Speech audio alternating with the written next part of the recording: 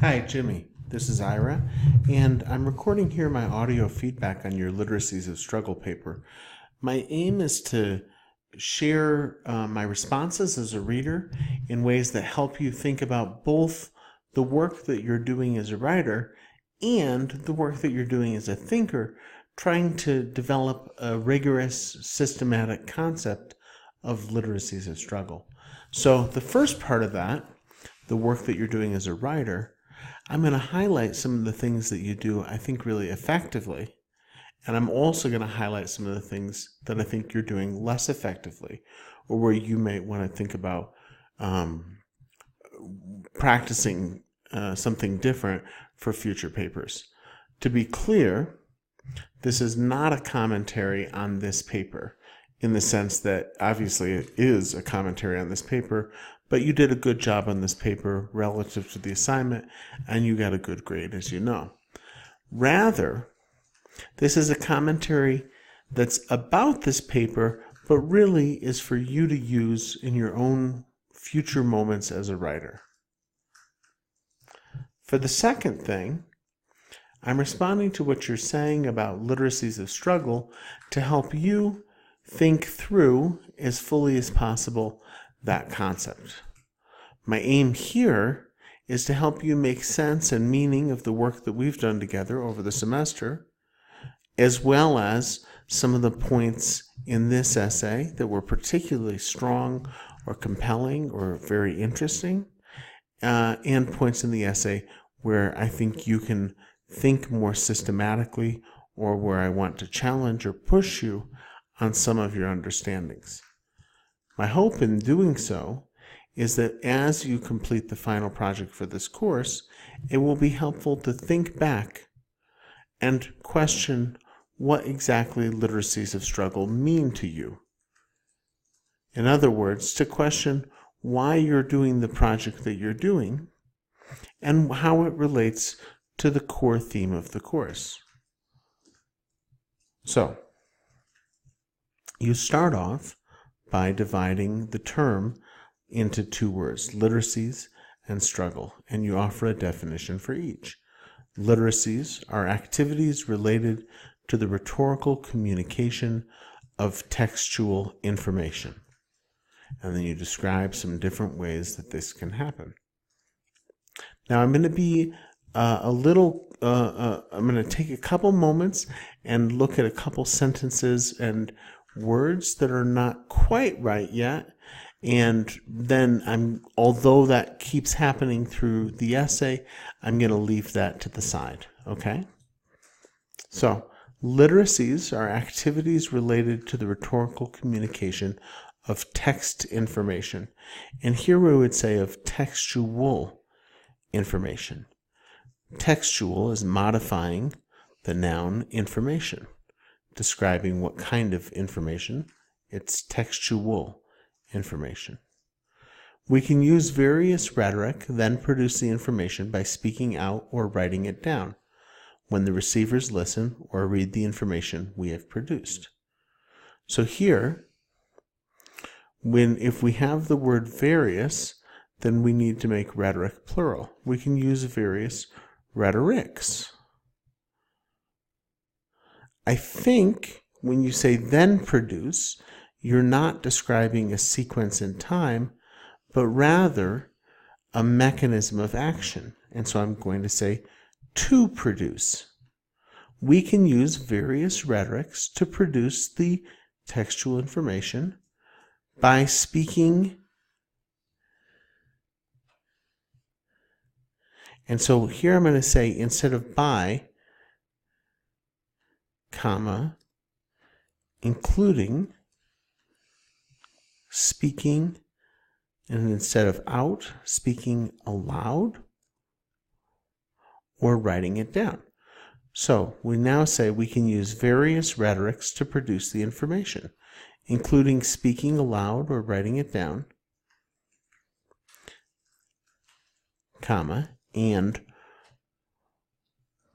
when the receivers listen or read the information we have produced. So when we have the phrase when something, then we actually need another phrase. So let's say when the receivers listen or read the information we have produced, they will be affected. In other words, when this happens, this other thing will happen. So this is a way of looking through the individual sentences and tracing out, piece by piece, the different ways of correcting the exact language of the sentence. Now I'm going to pull out of that mode and back into the mode of the thought, the idea. So there will be sentences that are not quite correct, but I'm going to read them as if they were correct. The reason I'm doing that is to help you focus on the ideas. I hope it's clear from what I've said so far that the sentences that are not correct do need work. This is something for you to work on in your writing. One place that you can get help with this is in the Writing Center, working with a tutor, one-on-one. And I strongly encourage you to do this in your classroom work for the spring semester. But now I'm going to move out of looking at the individual sentences and instead look at the development of your thought. Here, my aim is to celebrate some of the moments where you're making connections that are very interesting and engaging, while also challenging you or pushing you in moments where I think that you can keep thinking about the idea. So you start off connecting the activities of literacy with reading, writing, speaking, and listening closely. These 4 rhetorical skills, you say, are necessary factors in judging your English ability as a second language learner. I think that's correct. And you say that the way this works is because literacies are the activities related to the rhetorical communication of textual information. You also turn to Deborah Brandt's essay on sponsors of literacy to think about what are the uses of literacy? What does literacy enable? What does it allow us to do? And I think that you've got a good reading of Brandt there. Now, as I move from talking about, like I said, the individual sentences to talking about the ideas, I'm going to move back to my usual cadence, my usual pace, which, as you know, I talk quickly. So I'm moving back to talking more quickly now. So one of the things that you're doing in looking at Brandt's article is examining closely the example of Dwayne Lowry, of this guy who transitioned from being a line worker in a factory to being a field representative for his union. And you're looking at the way that he developed his literacy and also looking at what his literacy made possible for him. As you put it, in other words, the employees had to struggle for their rights through more written documents instead of physical fighting or discourse. So the idea of literacy that's at stake here is an idea of creating written discourse, textual information that makes it possible to better enjoy one's rights. And I think that that's a really important part of thinking about what literacies of struggle do. Literacies of struggle produce textual information that helps people better enjoy their rights.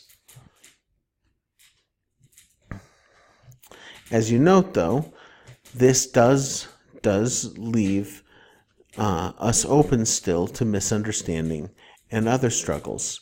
And then you turn to Ratcliffe to look at how the neglect of listening caused intercultural misunderstanding and conflicts. So the idea here, as I read you, is that when we're not listening, we're only seeking our own advantage. We're only seeking to develop literacy to achieve something.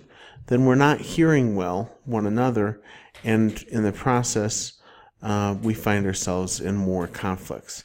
So one of the things I'm interested in, and I'd ask you to think more about, is what is the relationship between an individual or group using a literacy of struggle to achieve their own goals and the conflicts that sometimes brings to bear or brings up.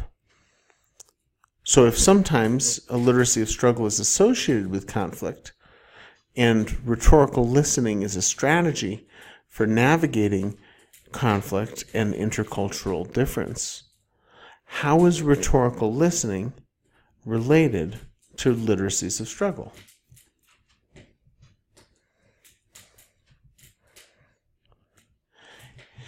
Sometimes I have trouble understanding exactly what you're saying. So, for instance, you first say here, the neglect of literacies can cause struggles, whereas taking good advantage of literacy can solve conflicts and reduce struggles.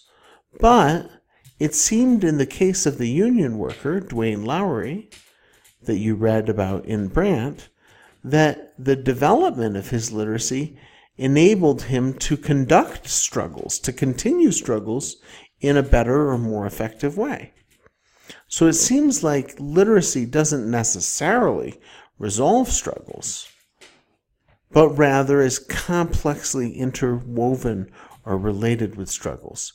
And one of the things I'd be interested in how you develop your thinking about going forward is what is the relationship between literacies of struggle and conflict?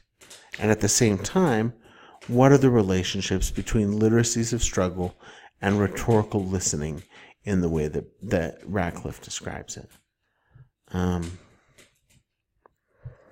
like the point that you make when you note that many of the works that individual artists, textual artists make have the effect of convincing their readers that the theories or the struggle are meaningful. So the idea is convincing people of the meaningfulness of struggle is part of what you're exploring in terms of literacies of struggle. And I wonder if you could say more about meaningfulness. What's so important about meaningfulness here? Why does that matter so much for Harjo or for Ansel Dua? You talk about being honorable and Harjo's pride, and similarly, Ansel Dua's solidarity, where she calls people my dear. And I'm wondering, what do you see as the relationship there between Harjo's approach to becoming, to practicing meaningful identity as Creek people, and Ansel Dua's approach as practicing meaningful identity as third world women writers? With Ansel Dua, you know that this is part of how she persuades and encourages others to take part in the struggle for equality. When you talk about a struggle for equality, that seems like a really important part of literacies of struggle. And I wonder if you could say more about that. How is a struggle for equality related to literacies of struggle? Now I'm going to come back out for a moment and talk about the writing. One of the things that's happening that I think you can do more effectively is you have many moments where you move from one paragraph to the next without building a strong transition. A strong transition meaningfully links one idea with another, one paragraph with another. So for instance, here you talk about Harjo and Ansel Dua, and then you immediately go and talk about No Dapple. But a reader would not know, why did you talk about No Dapple?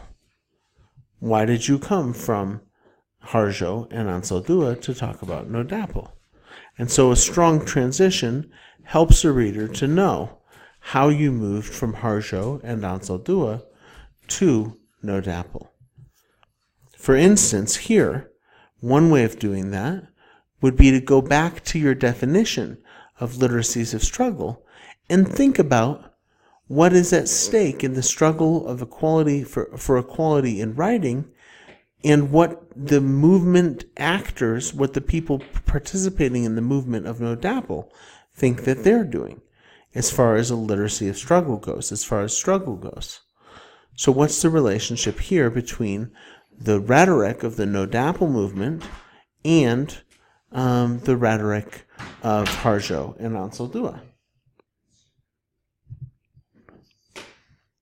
I think you do a nice job, and it's helpful that you offer a kind of explanation in general terms of what's going on with No Dapple. That's a useful strategy as a writer. At the same time, when you talk about the No Dapple movement, you mostly talk about what's most persuasive to you. You do the same thing again when you talk about the pipeline's operators who are calling themselves environmentalists. I'm curious what you think is most persuasive, not just to you, but to the audiences they are addressing. What audiences is the No Dapple movement addressing? How do you know? How can you tell who this movement is talking to? In what ways is the No Dapple movement producing rhetoric that speaks to its audience? Is that rhetoric persuasive to that audience? And that's a different question from, is it persuasive to you? Maybe it's persuasive to you, maybe it's not. But the question is it persuasive to the audience that the No Dapple movement is trying to attract? If so, how is that a literacy of struggle? How does that participate in a literacy of struggle? If not, how did that movement succeed so well without participating in a literacy of struggle? Here, I want to ask you to think back to your earlier definition of literacies of struggle. We talked about them as activities related to the rhetorical communication of textual information, and we talked about struggle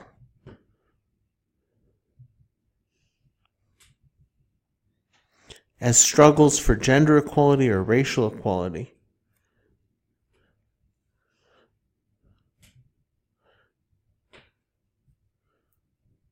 And we talked about struggle as convincing readers that the theories or the struggle are meaningful. So, coming back to the No Dapple movement, do you know for sure if the things that are not persuasive to you are also not persuasive to the audiences that the group wants to reach? If as many as 10,000 people came to North Dakota in the middle of the winter to protest, it seems like their literacy of struggle was at least partially effective for some audiences. What do you think made it effective for those audiences? By contrast, when you're talking about the pipeline creators and their description of themselves as environmentalists, I do want to encourage you to be careful. Just because somebody says they are an environmentalist does not mean they really are. Of course, you know this. And so then the question becomes, why do the pipeline operators say they are environmentalists? What do they hope to achieve? Who is their audience? Is it the same audience as the No Dapple group? Are both the pipeline operators and the No Dapple group participating in literacies of struggle?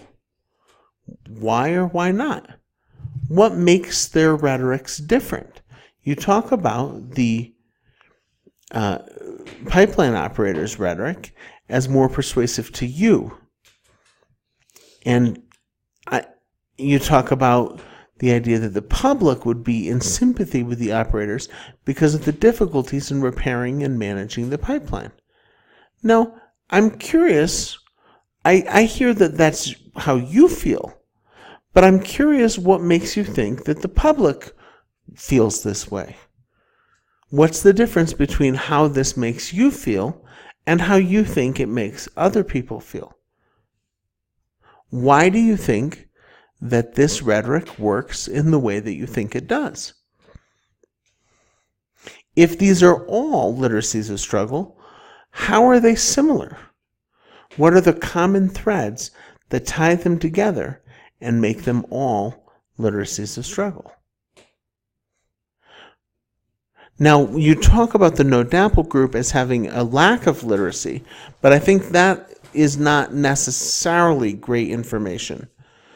Certainly, they did have a physical protest, but they also had many signs and many articles and many tweets and many videos.